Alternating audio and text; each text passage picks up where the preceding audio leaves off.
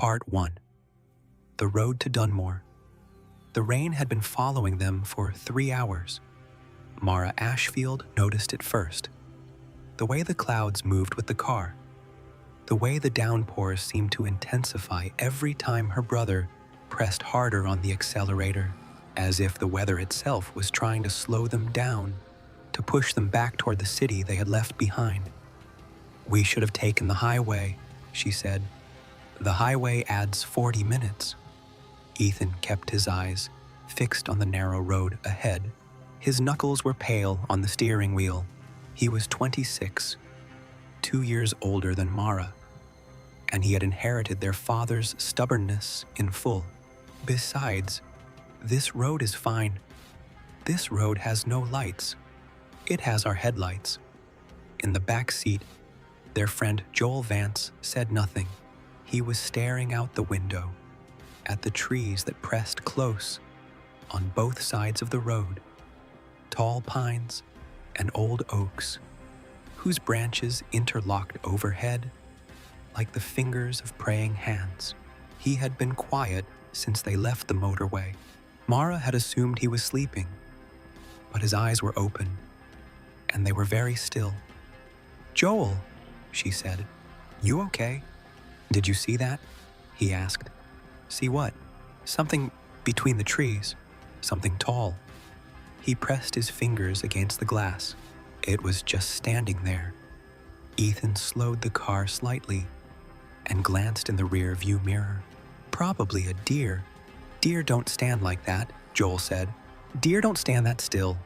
Nobody spoke for a moment. The rain hammered the roof of the car. The wipers worked frantically back and forth, and through the smeared windshield, the road ahead looked like a dark throat swallowing them whole. "How much further?"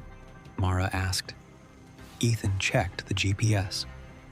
The signal was weak, flickering in and out, the little blue arrow spinning uselessly.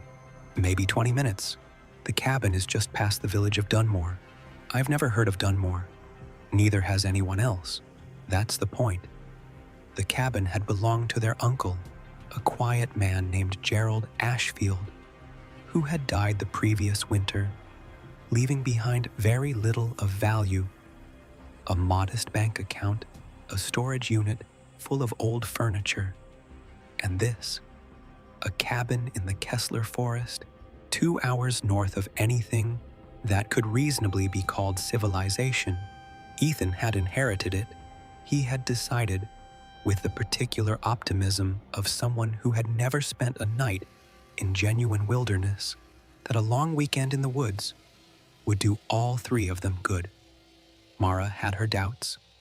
Joel had agreed to come because he had nowhere else to be. He had lost his job 3 weeks ago, and his girlfriend 2 weeks after that. And when Ethan had extended the invitation, Joel had looked at him with the hollow eyes of a man who had already given up on making good decisions. They drove on in silence. The trees grew thicker, the road grew narrower, and once, only once, Mara thought she saw something at the very edge of the headlight's reach. A shape standing at the tree line, tall and impossibly thin, its head tilted at an angle that made her stomach turn. She blinked, and it was gone. She said nothing. She told herself it was a shadow. She almost believed it. Part 2. The cabin Dunmore was barely a village. It was a petrol station with one working pump, a post office the size of a garden shed, and a pub called the Miner's Rest, whose windows glowed with weak yellow light. 3 cars were parked outside. A hand-painted sign above the door showed a man descending into darkness with a lantern. Ethan stopped for fuel. While he filled the tank, Mara ran inside the pub to ask for directions. The warmth hit her like a wall. Wood fire, cigarette smoke, the smell of old beer soaked into floorboards over decades. 4 people were inside: the barman, a broad man in his 50s, with a red face and gray hair cropped short, looked up when she entered. Two old men at a corner table looked up too. A woman in a yellow raincoat, sitting alone by the fire, did not look up at all. She was staring into her glass, as though she expected to find something there. "Sorry," Mara said. "We're looking for a cabin, the Ashfield property, out past the east edge of the forest." The silence that followed was the kind that people in cities never experience. Total, weighted, deliberate. The two old men exchanged a glance. The barman set down his glass very carefully. "You're going to the Ashfield place," he said. "It was not a question. My brother inherited it.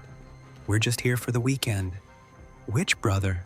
the barman asked. Mara frowned. "Sorry. Whose son are you? Gerald Ashfield's, what, niece?" "That's right," the barman nodded slowly. He picked up his cloth and began wiping the bar in slow, deliberate circles.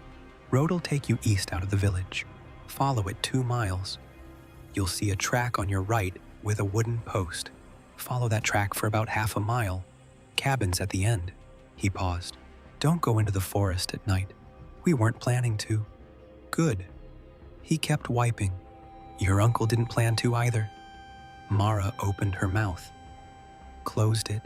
She glanced at the woman by the fire, who still hadn't moved, still staring into her glass, her yellow raincoat gleaming in the firelight like something wet. "What happened to my uncle?" Mara asked quietly. "Heart attack," said the barman. "That's what the coroner said." "But—" He stopped wiping. He looked at her directly for the first time, and his eyes were very serious. "The Kessler Forest has been here longer than this village, longer than any building you've ever stood in.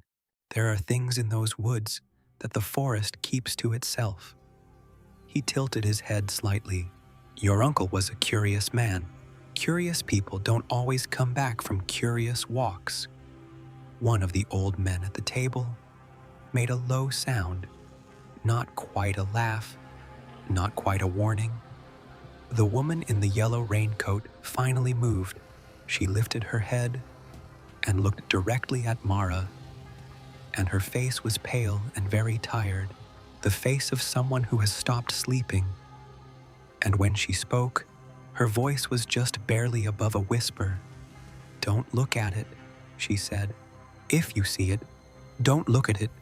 Look away, and keep walking, and don't stop." "What?"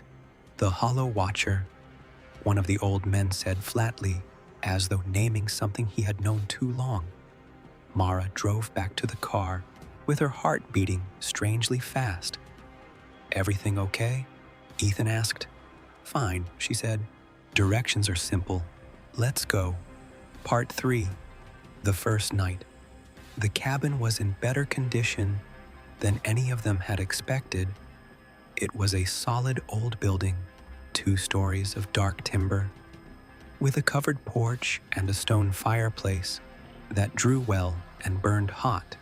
The main room was furnished simply: a table, 4 chairs, a sofa whose cushions had seen better decades, and a bookshelf filled with paperback thrillers and field guides to local wildlife. A hunting rifle hung above the fireplace, and Ethan lifted it down with the reverence of a man who had never held one, turning it over in his hands. "Loaded?" Joel asked. "I have no idea." Ethan put it back.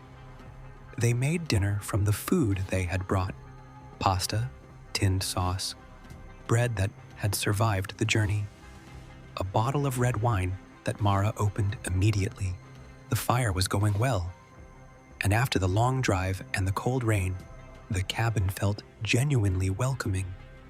And by the second glass of wine, the strange encounter in the pub felt distant and silly.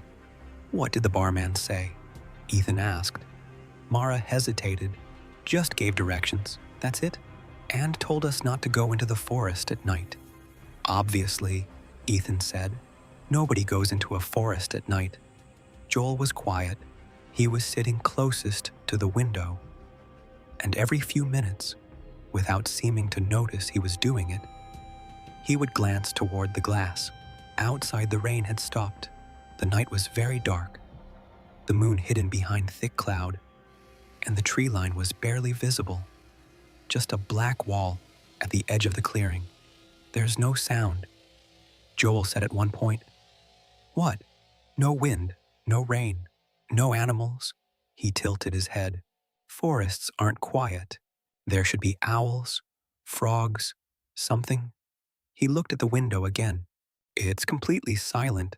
Mara listened. He was right. There was nothing. Not even the creak of branches in wind. Not even the distant sound of the road they had driven in on. The silence was thick and solid, and all around the cabin, pressed against the walls like something waiting. Old forests are quiet, Ethan said with less confidence than he intended. They went to bed before midnight. Mara had the smaller upstairs room. She lay on top of the duvet, in her clothes, because the room felt close and strange, and she listened to the silence, and after a long while, she slept. She woke at 3 in the morning. She did not know what had woken her. She lay still in the dark, heart going fast for no reason she could name, every sense sharp and alert in the way they become when some part of your brain has noticed something the rest of you has not yet caught up with.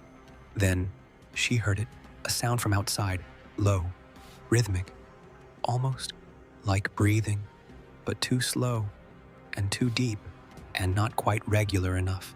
A sound like something very large drawing breath, once every 30 seconds, right outside the cabin wall. Mara did not move for a very long time.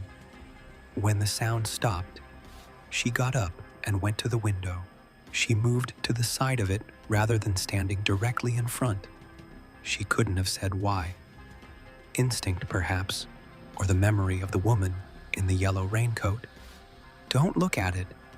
She peered around the edge of the curtain. The clearing was empty, pale grass, dark trees. The sky beginning to lighten almost imperceptibly in the east. Nothing moved, but at the tree line, directly opposite her window, she could see it, just barely, just at the limit of what the darkness would allow. A shape, standing at the edge of the trees, where the shadows began. Tall, impossibly tall, taller than the pines around it, with limbs that hung at wrong angles, and a head that